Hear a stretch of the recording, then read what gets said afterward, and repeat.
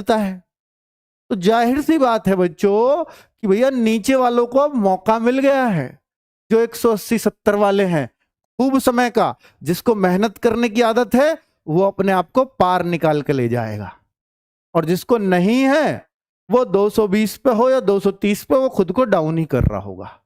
तो भाई कुल मिलाकर ये है कि 60,000 वैकेंसी जरूर हैं, लेकिन मिलेगी मेहनत करने वाले को ही। और अब तो ये बात और सत्यापित हो जाएगी, क्योंकि मेहनत करने वाले को मिलेगी और लंबा टाइम सबको मिल गया, भर भर के टाइम मिला है अब इस एग्जाम के लिए। इससे ज्यादा समय कभी नहीं मिल सकता था।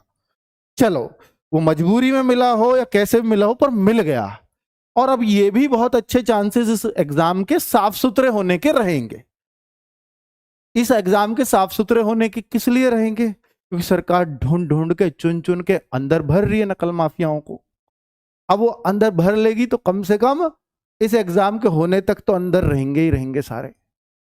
तो भाई ये आपका पेपर तो साफ सुथरा रहेगा, कुछ तो डर उनके मन में एकदम से भर जाएगा। तो ये आप खुश हो सकते हो, बड़े खुश नसीब हो कि इसमें मेहनती बच्चों को अब मौका मिलेगा अपनी एक सीट निकालने का। अब अगर मैं बात करूं कि कब तक हो सकता है री एग्जाम, इस पे मैंने जवाब आपको दे दिया है। एग्जाम ऑफलाइन होगा या ऑनलाइन, ये बहुत सारे बच्चों का डाउट है। बच्चों, एग्जाम ऑफलाइन का ऑनलाइन कराया जा सकता है क्या? हाँ, पर ये जो वैसे तो शासन से ही परमिशन लेनी होती है, पर शासन की परमिशन लेना कोई बहुत बड़ी बात नहीं है। ऑफलाइन ऑनलाइन कराने के लिए वो मिल जाएगी। पर ऑनलाइन क्या सेफ है? नहीं, ऐसा भी नहीं कह सकते कि ऑनलाइन पूरी तरह से सेफ है। ऑनलाइन के खुलासे बाद में होते हैं, जैसे यूपीएसआई में बाद में पकड़े गए थे बच्चे कि 1 मिनट में मैथ के 40 क्वेश्चन ही टिक कर दिए, 1 मिनट में, 2 मिनट में। तो वहां के खुलासे बाद में हुए। तो भाई तरीके तो इंसॉल्वरों ने हर जगह निकाल रखे हैं। तो ऐसा तो कहना ये कि भाई ऑनलाइन ही करवा दो, बढ़िया हो जाएगा, साफ सुथरा हो जाएगा, इस बात की गारंटी नहीं है।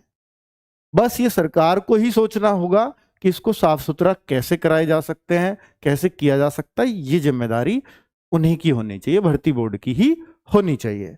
तो इस बात को कह पाना भी कि ऑनलाइन होगा या ऑफलाइन होगा, तो क्योंकि दोनों में ही अपने अपने तरह के चैलेंजेस हैं, अभी नहीं कहा जा सकता किस तरह का ये पेपर होगा। क्या पहले फिजिकल कराया जा सकता है? बहुत सारे बच्चों के मैसेजेस आ रहे थे, कमेंट्स आ रहे थे कि क्या ये एक बहुत अच्छा तरीका हो सकता है कि अगर फिजिकल करा दिया जाए। और 50 लाख का फिजिकल लेना भी आसान नहीं है, क्योंकि अब तो 50 का लेना पड़ेगा फिजिकल। फिजिकल अगर करा दिया जाए तो फिर एग्जाम के लिए 15 गुना 20 गुना बच्चों को पास किया जाए। 5 गुना, भाई 15 गुना भी कर दिया तो 9-10 लाख को फिर भी एग्जाम कराना है, और 10 लाख में भी पेपर लीक होते हैं। आरओ का देखा है आपने।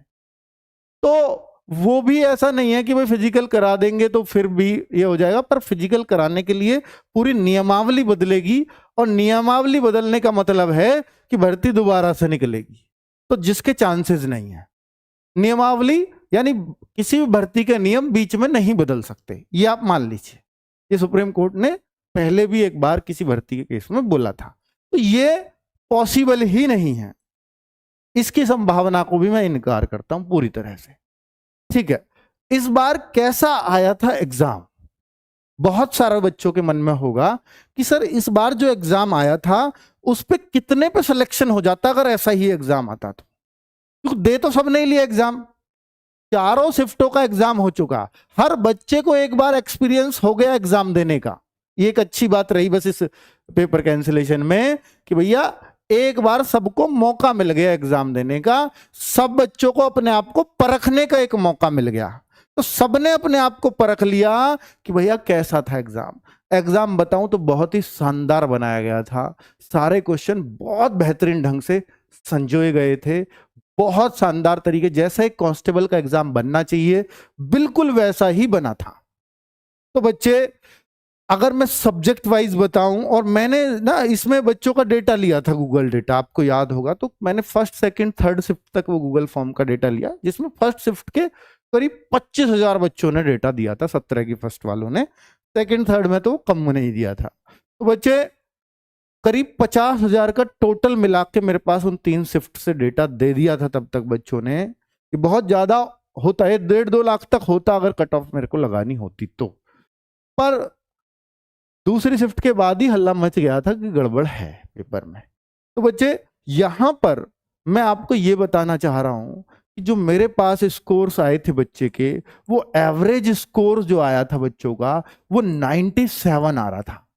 Average 97 score, it means 194 marks. सोच लो, ये अगर एवरेज था तो कट ऑफ हमेशा एवरेज से ऊपर जाती है। अगर ये पेपर में साफ सुथरे लोग, क्योंकि इसको गूगल फॉर्म को तो साफ सुथरे ही भर रहे होंगे, कोई जिसके पूरे सही है वो क्यों भरेगा नकल वाला। तो इसको जो साफ सुथरे मेहनती बच्चों ने फॉर्म भरा था, उन साफ सुथरे बच्चों में ये एवरेज स्कोर गया था। और एवरेज स्कोर से मान लीजिए कि 5-6 नंबर तो ऊपर कट ऑफ पक्का ही जाती। अगर मैं इसकी कट ऑफ लगा रहा होता तो मैं जरूर 200 प्लस ही लगाता फिजिकल के लिए। फाइनल में और 4-5 नंबर ऊपर बढ़ जाती। ठीक है, तो आप समझो कि अगर ऐसा पेपर आता तो आप 205-210 वालों का सिलेक्शन हो गया होता। पर सर 205-210 से जिनके नीचे थे क्या, तो भाई उनका अब हो जाएगा। पर अब 210-220 वाले भी तो रहेंगे, क्योंकि आप उनकी जगह ही तो जाओगे। लिस्ट में घुसेगा कौन? ऊपर वालों को नीचे लाके, नीचे वाले ऊपर जाके, यही तो लिस्ट में बदलाव होगा। और ये सिर्फ 10% होगा। 90% बच्चों का पहले भी आता, अब भी आएगा। सिर्फ 10% बच्चे ऐसे होंगे पहले तो आ गया पर अब नहीं आएगा। ठीक है, ये समझ लेना बच्चों। तो आपको मैंने वो आइडिया भी दे दिया कि कट ऑफ लगती तो इतनी लगती इस पेपर में। चलो, अब अगर मैं देखूं कि भाई इसमें जो बैच की बात बाद में करेंगे, मैथ्स की बात करूं तो मैथ्स कैसा आया था? मैथ्स ऐसा था बच्चों, सबसे अच्छी बात थी इस पेपर में, मैथ्स बहुत इजी आया था।